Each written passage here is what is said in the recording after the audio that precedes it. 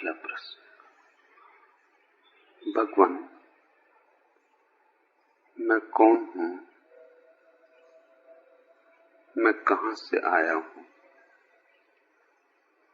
और क्या मेरी नियति है? सिया राम शरण।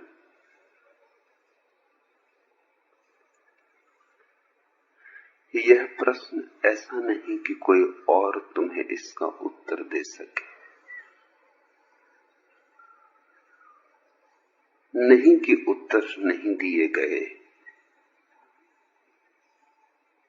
उत्तर दिए गए, उत्तर दिए जा सकते हैं, पर वे व्यर्थ होंगे, अप्रासंगिक होंगे।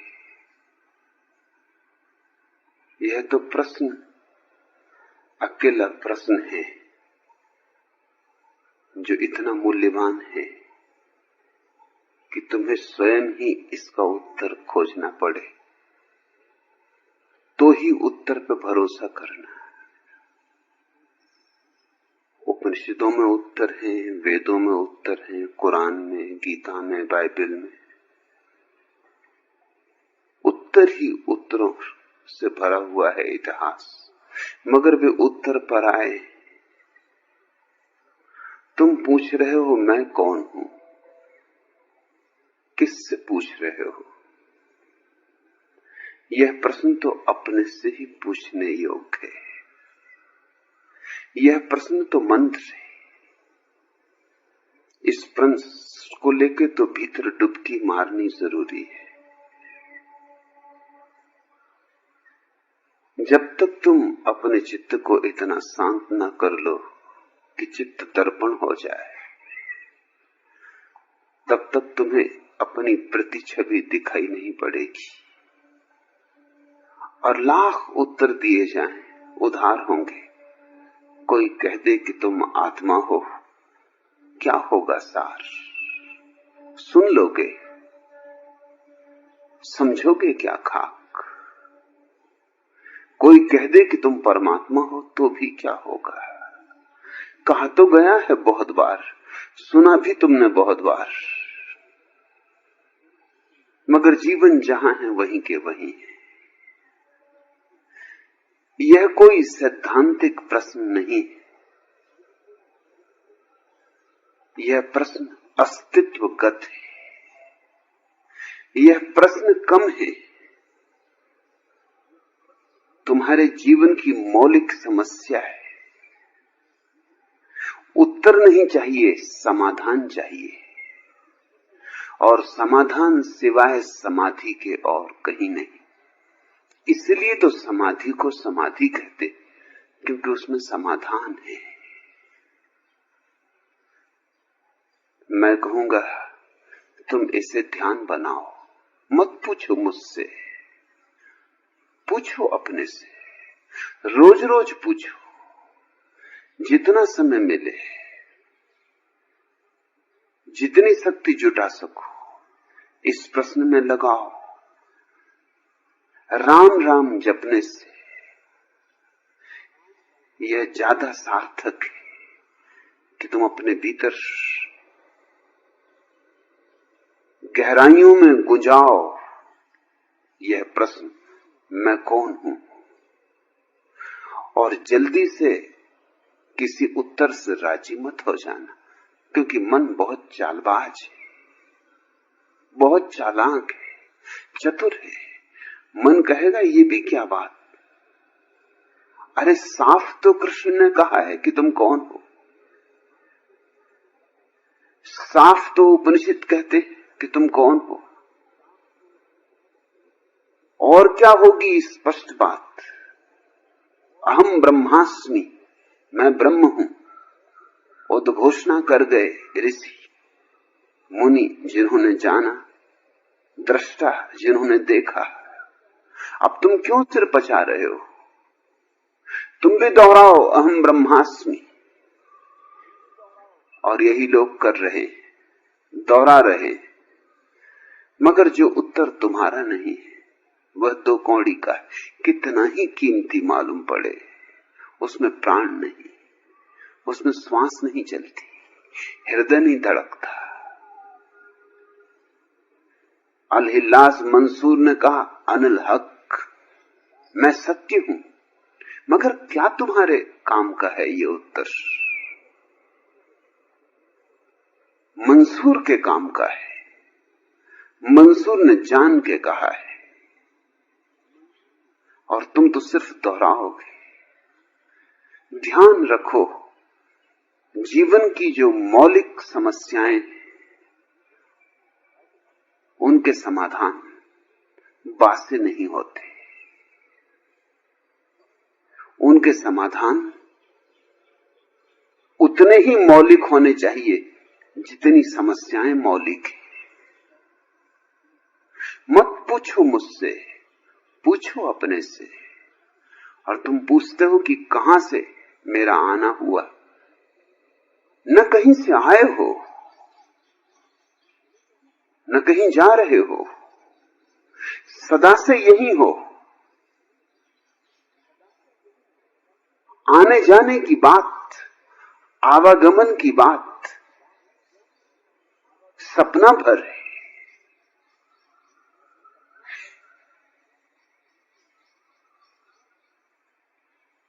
इस अस्तित्व में न तो कुछ आता है न कुछ जाता है। वैज्ञानिक कहते हैं कि रेत के कण को भी हम मिटाना चाहें, नेस्त नाबूद करना चाहें तो न कर सकेंगे। पानी के बूंद को भी नहीं मिटा सकते, रहेगी। ऐसे मिटा दोगे तो वैसे रहेगी, नहीं पानी की तरह रहेगी तो भाप की तरह रहेगी, नहीं भाप की तरह रहेगी तो बर्फ की तरह रहेगी, नहीं बर्फ की तरह रहने दोगे तो ऑक्सीजन हाइड्रोजन की तरह रहेगी, मगर रहेगी।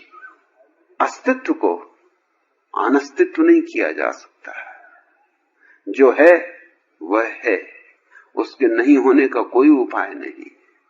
और जो नहीं है वह नहीं है, उसके होने का कोई उपाय नहीं।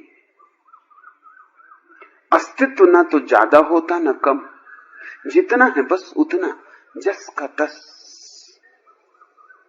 न रत्ती भर बढ़ता है न घटता है,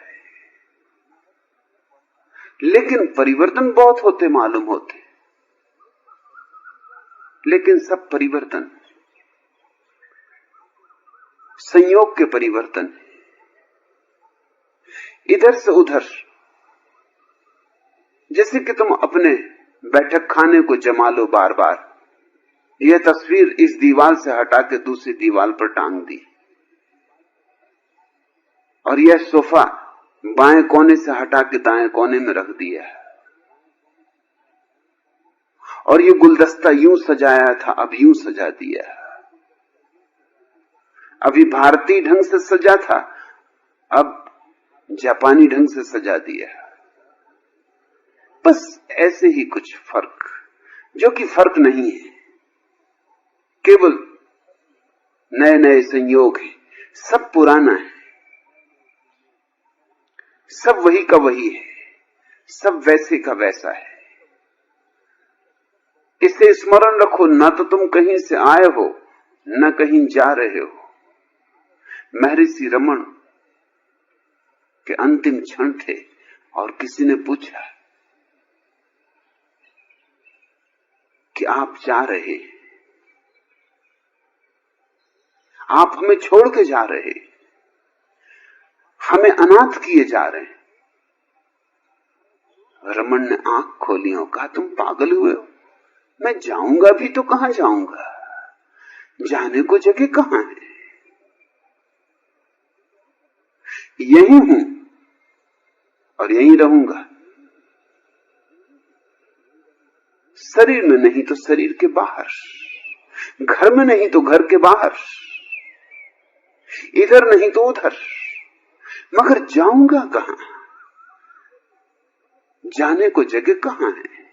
न आया हूं न जाऊंगा। इसे ज्ञानियों ने आवागमन से मुक्ति कहा है, इस बोध को कि न कुछ आना है न कुछ जाना है। लेकिन सपने में हम बहुत आवाजाही कर रहे हैं। रात तुम सो गए, फिर रात भर सपनों में कहां कहां आते हो, कहां कहां जाते हो, और सुबह उठ के अगर तुम पूछने लगो कि रात मैं चला गया था तिब्बत, कैसे गया, न ट्रेन पकड़ी न हवाई जहाज पकड़ा, पहुंचा कैसे, फिर लौटा कैसे, तो तुम जिससे पूछोगे वो भी हंसेगा, वो भी कहेगा पागल हो गए हो, न कहीं गए न कहीं आए, सपना देखा था। कोई सपना देख रहा है देह होने का, कोई सपना देख रहा है धनी होने का, कोई सपना देख रहा है त्यागी होने का, कोई सपना देख रहा है पापी होने का, कोई सपना देख रहा है पुण्यात्मा होने का। बस सपने ही सपने हैं। जिस दिन जागोगे ध्यान में उस दिन पाओगे न कहीं गए न आए,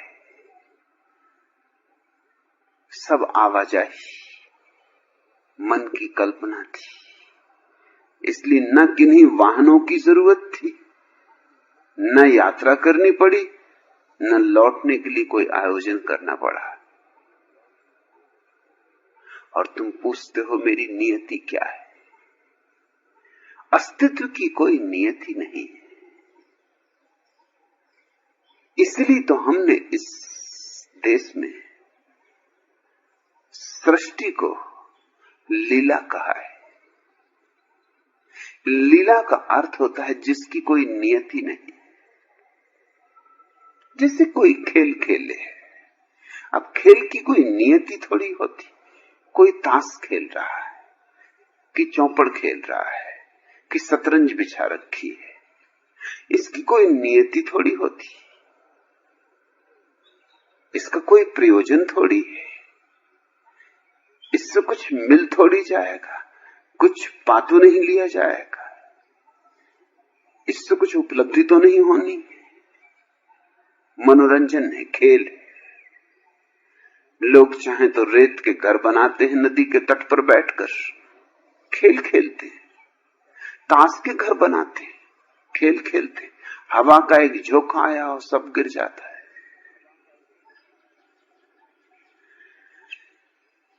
पृथ्वी पर इस देश ने ही लीला शब्द का प्रयोग किया है। दुनिया का कोई दूसरा धर्म इतनी हिम्मत नहीं जुटा सका कि कह सकता है कि अस्तित्व लीला है, खेल है। सबने कहा अस्तित्व सृष्टि है, परमात्मा सृष्टा है। जब सृष्टि कहते हो अस्तित्व को तो बड़ी गुरु गंभीरता आ जाती बात में, बड़े प्रयोजन से बनाई गई बात है। बनाने वाले ने बड़े इरादे रखे, आकांक्षाएं हैं, अभिप्साएं हैं, कोई प्रयोजन है पीछे, कोई अर्थ छिपा है। परमात्मा में कोई वासना है जो अस्तित्व को किसी प्रयोजन से बनाएगा? उसे कुछ कमी है। प्रयोजन तो वहां होता है जहां कुछ कमी होती। परमात्मा तो भरपूर है, लबालब है। यह सृष्टि नहीं है इस अर्थों में कि वो कुछ पाना चाहता है इसे बना के। यह लीला है इस अर्थों में कि ऊर्जा इतनी है कि करे भी तो क्या करे। नाचता है, गाता है, गुनगुनाता है, फूल रचता है, तितलियों के पंख रंगता है, इंद्रधनुष सजाता है। सब खेल है, सब लीला है।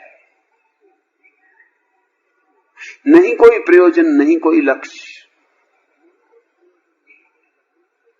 लक्ष्य की भाषा अहंकार की भाषा है। बिना लक्ष्य के, बिना प्रयोजन के तुम्हें लगता है पैर के नीचे से जमीन खिसक गई, तो तुम तत्क्षण पूछने लगते हो कि फिर हम ऐसा क्यों करें, वैसा क्यों करें। एक चित्रकला विशेषज्ञ ने पाब्लो पिकासो से पूछा कि तुम जो चित्र अभी तैयार कर रहे हो, जो अभी अभी पूरा हुआ, जिस पर तुमने आखिरी रंग डाल दिया है, इसका अर्थ क्या है, इसका प्रयोजन क्या है, तुम आखिर इससे कहना क्या चाहते हो? पिकासो ने उस चित्रकला मर्मज्ञ को ऐसे देखा जैसे उसने कोई पागलपन की बात पूछी हो। फिर उसका हाथ पकड़ा और उसे बाहर ले गया बगीचे में। गुलाब की झाड़ी पर सुंदर फूल खिले हैं गुलाब के, और पिकासो ने कहा कि ये गुलाब के फूल, इनका क्या प्रयोजन है, इनका क्या अर्थ है? और अगर गुलाब के फूल बिना प्रयोजन के हो सकते हैं, बिना अर्थ के हो सकते हैं, तो मेरे चित्रों में भी अर्थ होने की कोई आवश्यकता है? आनंद है, अभिप्राय कुछ भी नहीं।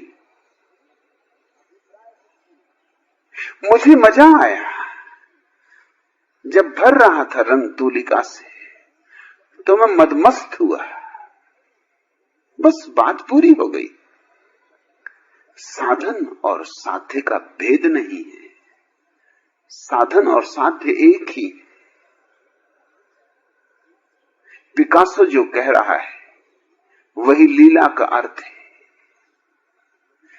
यह सारा अस्तित्व ऊर्जा की एक महत लीला है। मत पूछो कि नियति क्या है। नियति होती है मशीनों की। तुम अगर मशीन बनाते हो तो उसकी नियति होती, उसे किसी प्रयोजन से बनाते हो, उससे कुछ पैदा करना है, उत्पादन करना है, फैक्ट्री बनानी है। मनुष्य का कोई प्रयोजन नहीं होता, कोई नियति नहीं होती। मनुष्य तो परमात्मा का आनंद है।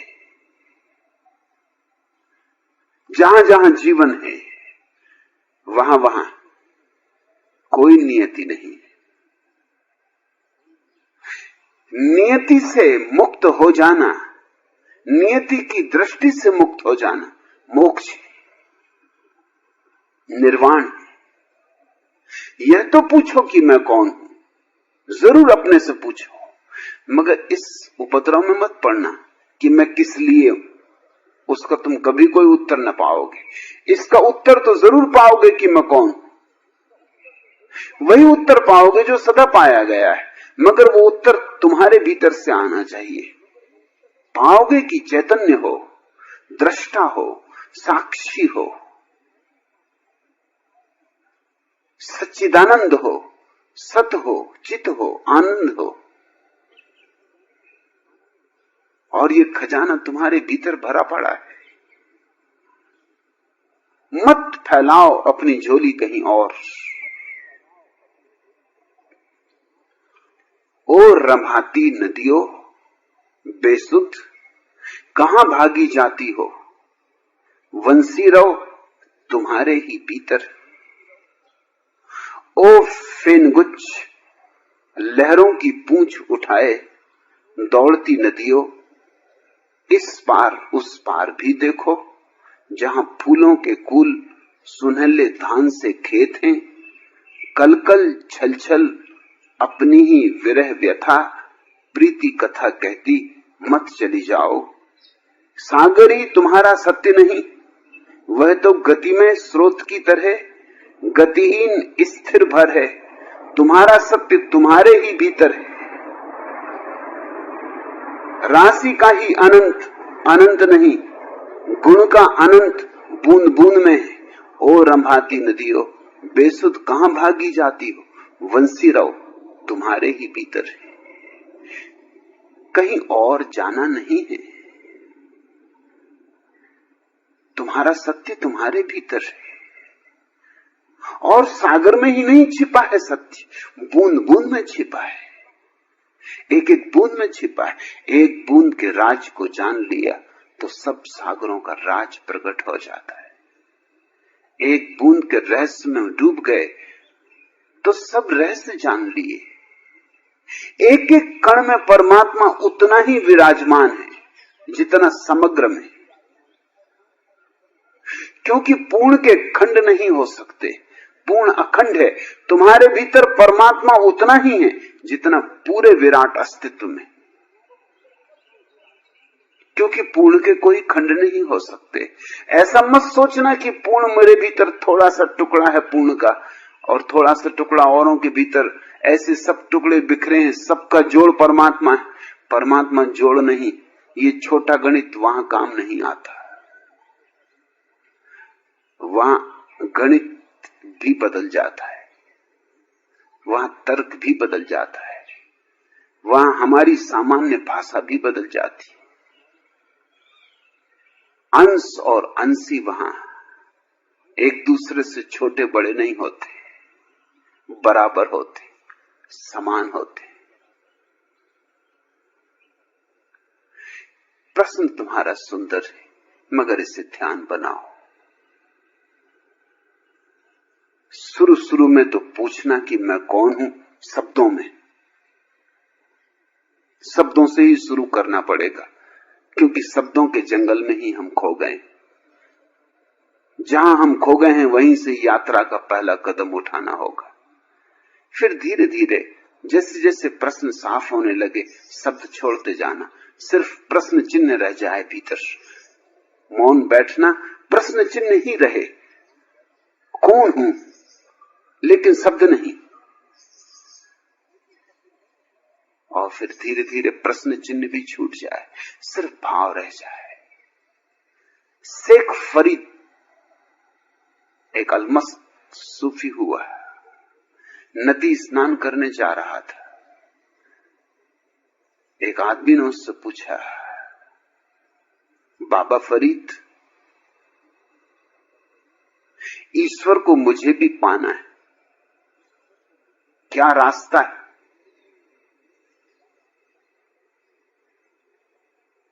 फरीद ने उसे नीचे से ऊपर तक देखा, जैसे जांच पड़ताल की, जैसे तौला तराजू पर, और कहा कि सच ईश्वर को जानना है। वो आदमी थोड़ा डरा भी, उसने तो जिज्ञासा ही की थी। यूं ही एक बौद्धिक खुजलाहट, बाबा फरीद मिल गए, रास्ते पर चलो, लगे हाथ पूछ ही लो, बहती गंगा धो ही लो, हाथ क्या हर्जा। मगर फरीद ने कहा सच ईश्वर को जानना है। थोड़ा तो डरा, मगर अब फंस ही गया था। कहा हाँ हाँ। फरीद ने कहा तो आ मेरे पीछे। ऐसे प्रश्न स्नान के बाद ही पूछे जा सकते, पहले नदी पे स्नान कर ले,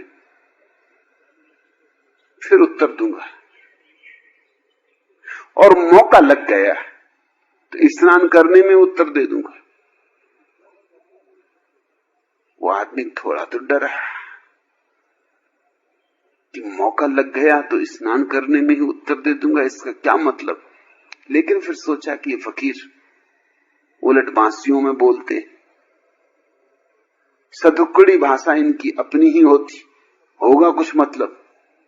अरे क्या बिगाड़ लेगा, नहाने को तो कह रहा है, कोई बहुत बड़ा कठिन काम भी करने को नहीं कह रहा। वैसे भी मैं नहाता घर जाके, नदी पे नहा लूंगा।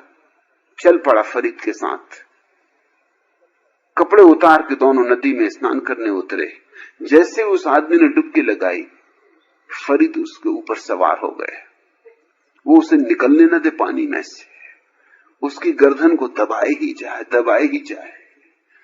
वो तड़फने लगा, मछली जैसे तड़फ जाए कोई रेत में फेंक दे जलती, ऐसे तड़फने लगा, हाथ पैर पटके। मगर फरीद भी मजबूत फकीर था, हालांकि वो आदमी दुबला पतला था, जैसे कि अक्सर जिज्ञासु होते।